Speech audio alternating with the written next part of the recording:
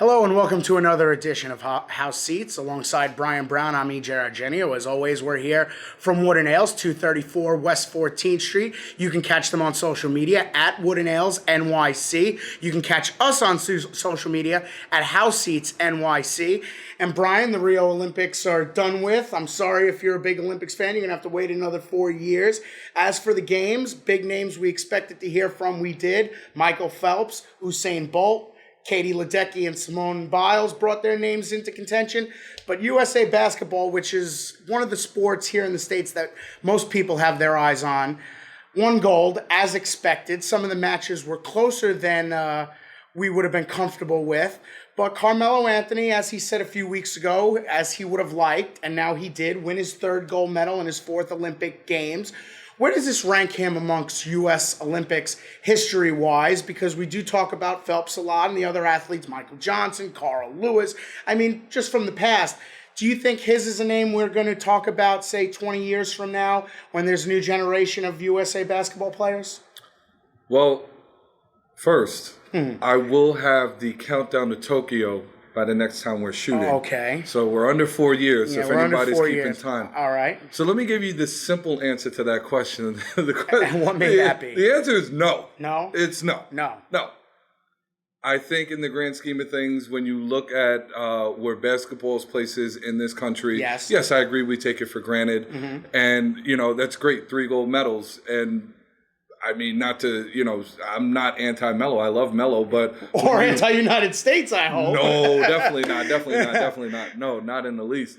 But when you have an assembly of 12 NBA players, Yes. I would hope that you could run through the competition where the closest team has 3, maybe Yes. 4 NBA players. And really, in the grand scheme of things, when you look at the Olympics, there's only certain sports that get us interested because we only get them once every 4 years, swimming, gymnastics. But in terms of basketball, we get it every year. And with how close the matches were compared to what we expected, do you think that brought more intrigue to the games, or it brought some disappointment to the team because of the way they were expected to blow out other nations? I mean, it still didn't really get me excited for it. Yes. You know what I mean? I still felt like we were eventually going to come out of these games unscathed. But to put it in perspective... And a 30-point win in the gold medal match proved that. Right, and to put it in perspective... In the grand scheme of things, Yes. In terms of great Olympians, like, no, I don't consider Melo to be up there with Michael Johnson or Carl Lewis or even Usain Bolt, Michael Phelps. I mean, Floyd Mayweather didn't win gold, and that didn't hurt him. Not at all. Didn't hurt him at all. Still betting 7 figures in Vegas.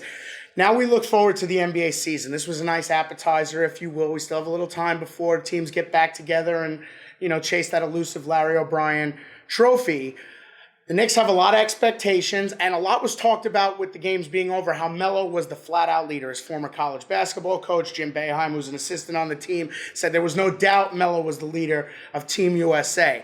But it's easy to be a leader when you're only dealing with guys for a couple of months, and then, you know, a tournament that lasts only 2 weeks. Now that he has an entire season to play, and pretty much an entirely different roster, especially on the starting end, do you think he takes this experience in a positive way and uses it towards the Knicks, or do you think it's just, let's see where we are once we get together and then deal with that separately? Well, the last time in the 2012 games, came back, had his best season with the Knicks. The Knicks had their best season with him on the team. So I can only hope that history repeats itself. Do you think that lack of layoff helps also because of, you know, playing during this time and not necessarily taking a break during the summer like he would have been? I mean, if you think he carries extra momentum into the season, I mean, I think that remains to be seen.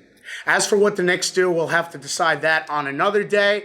As for us, you can catch us on social media at House Seats NYC, and you can catch Wood & Ales on social media, Wood & Ales NYC. They're 234 West 14th Street. For Brian Brown, I'm EJ Argenio, and you've been watching House Seats.